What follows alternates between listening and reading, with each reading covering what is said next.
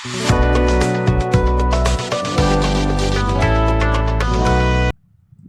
Guys, so this is Mimit and guys, आज के video में हम अगले सिद्धांत धातु पोषण सिद्धांत के बारे में पढ़ने वाले हैं। इससे पहले हमने पंचमहाभूत सिद्धांत, त्रिदोष सिद्धांत, षड्रस सिद्धांत आदि के बारे में पढ़ लिया है। अब हम धातु पोषण सिद्धांत में देखने वाले कि किस प्रकार किन सिद्धांतों का पालन करके धातुओं का पोषण होता है। ठीक है, तो चलिए स्टार्ट करते हैं। सबसे पहले देखते हैं धातु पोषण सिद्धांत का परिचय। तो आयुर्वेद में धातु पोषण से संबंधित 3 न्यायों का वर्णन प्राप्त होते हैं। तब धातु का पोषण किन किन प्रकारों से होता है, ऐसे में 3 न्यायों का वर्णन मिलता है। सबसे पहला है क्षीरदधी न्याय, केदार कुल्ला न्याय और खले-कपोत न्याय। तो इस प्रकार से 3 न्याय द्वारा धातुओं का पोषण होता है।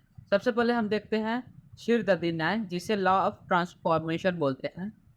ठीक है, तो इससे सर्वात्म परिणमन भी कहा जाता है। सर्वात्म परिणमन पक्ष भी कहा जाता है।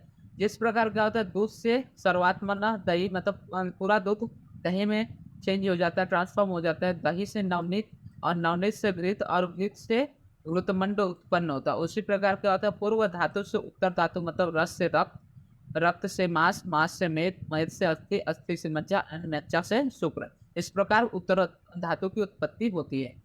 रक्तादि गर्भ के प्रारंभ से ही पोषित होते रहते हैं। क्या है, रक्तादि क्या है, जो धातु वो क्या है, गर्भ के प्रारंभ से ही पोषित होते रहे। रस अपनी रसाग्नि से पचकर रक्तता को मतलब रस जब रसाग्नि से पचता है, जब उसका परिणमन होता है तो वो रक्त बन जाता है। ये रक्त अपनी रक्ताग्नि से पचता हुआ, मतलब उसका परिणमन होकर वो मांस बन जाता है। एंड इसी प्रकार जो पूर्व पूर्व धातु है, उत्तर उत्तर धातुओं का परिणमन में परिवर्तित होकर परिणमन होने के कारण नेक्स्ट धातु या उत्तर धातु में परिवर्तित हो जाते हैं।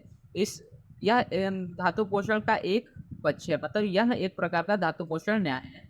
तो इसमें क्या बताया गया है कि जो क्षीरदधी न्याय है, इसे सर्वात्मक परिणमन या फिर लॉ ऑफ ट्रांसफॉर्मेशन भी बोलते हैं। तो इसमें क्या होता है, जिस प्रकार क्या होता है, दही से दूध, दूध से नवनीत, नवनीत से घृत, घृत से घृतमंड, इस प्रकार क्या होता है, पूरा ट्रांसफॉर्मेशन होता है। उसी प्रकार जो पूर्व धातु है, मतलब जैसे रस है तो रस से रक्त, रक्त से मांस, मांस से मेद, ये पूर्णतः ट्रांसफॉर्म होते जाते हैं। ठीक है, तो ये हो गया आपका क्षीरदधी न्याय। उसके बाद दूसरा हम देखते हैं केदारी कुल्ला न्याय में। ये एक बार आप फोटो भी देख सकते हैं याद रखने के लिए। जैसे मिल्क से पूर्णतः कर्ड बन रहा है, कर्ड से फिर आपका बटर बन रहा है, बटर से फिर घी बन रहा है।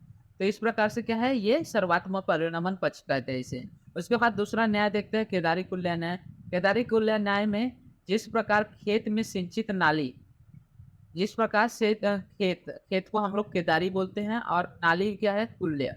तो जिस प्रकार खेत में सिंचित नाली का जल समीप के खेत को सिंचित कर क्रम से दूसरे खेतों को सिंचित करता है, उसी प्रकार आहार रस क्या करता है, भिन्न भिन्न मार्गों से रसादी धातुओं को उन धातुओं के समान अंशों से पोषित करता है, समान अंशों से पोषित करता है। और जो समीप की धातु है, उस धातु का पोषक भाग उसे शीघ्र ही पोषित करता है, और जो दूर का धातु है उसे पोषण देर से होता है। ठीक है, तो इसमें क्या बताया गया, केदारी कुल्ला मतलब लॉ ऑफ ट्रांसमिशन इसे बोला जाता है। ठीक है, तो इसमें क्या बताया गया है कि जो केदारी कुल्ला ना है, तो केदारी मतलब जिस प्रकार खेत में नालियाँ सिंचित करती, खेत को नालियाँ सिंचित करते हुए सबसे पहले वो जो पास की खेत होते हैं उसको सिंचित करती है। उसके बाद उसको सिंचन होने के बाद वो नेक्स्ट जो खेत होती है उसको सींचती है।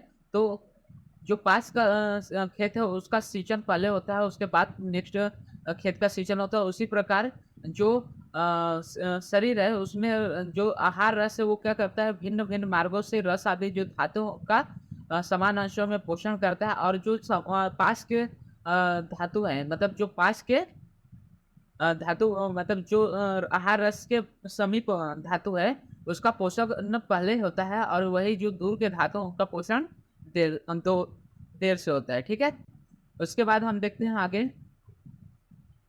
केदारी कुल्ला न्याय पे यह जो आचार्य वागड उन्होंने क्या मत दिया है। तो आचार्य वागड ने तृतीय माह के गर्भ के संदर्भ में क्या है कि गर्भ की नाभि में और माता के हृदय की रसवाहिनी नाड़ी के संबंध रसवाहिनी नाड़ी में संबंध रहता है, जिसके द्वारा गर्भ का पोषण होता रहता है, जैसे खेत की फसल का पोषण नाली होता है।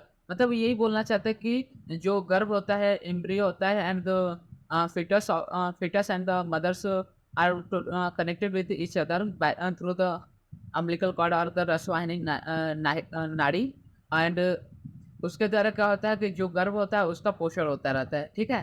तो जैसे खेत क्या करती है जैसे नालियाँ क्या करते हैं खेतों का सिंचन करते हैं, उसी प्रकार जो माता द्वारा रसवाहिनी नाड़ी से जुड़ी हुई जो फीटस होता है उसका भी सिंचन या फिर उसका भी पोषण होता है, गर्भ का पोषण।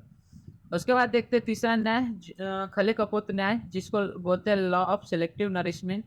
इसमें बताया गया जिस प्रकार कबूतर अलग अलग दिशाओं से खल खल मतलब जहाँ पे एक धान एकत्रित होता है वहाँ पे आते हैं और अनाज चुग चुग कर अपने स्थानों पर ले जाते हैं, उसी प्रकार क्या होता है अलग अलग मार्गों से धातुओं का पोषण आहार रस से होता है।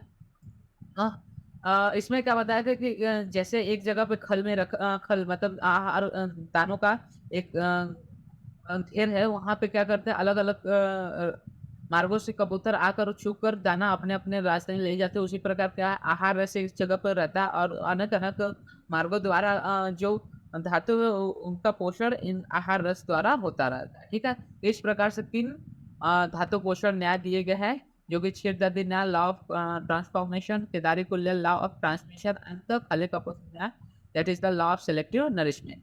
ठीक है? तो ये थे आपके धातु पोषण न्याय। आज के वीडियो के लिए बस इतना ही। अगले वीडियो में हम पढ़ेंगे लोक पुरुष सामनी सिद्धांत के बारे में।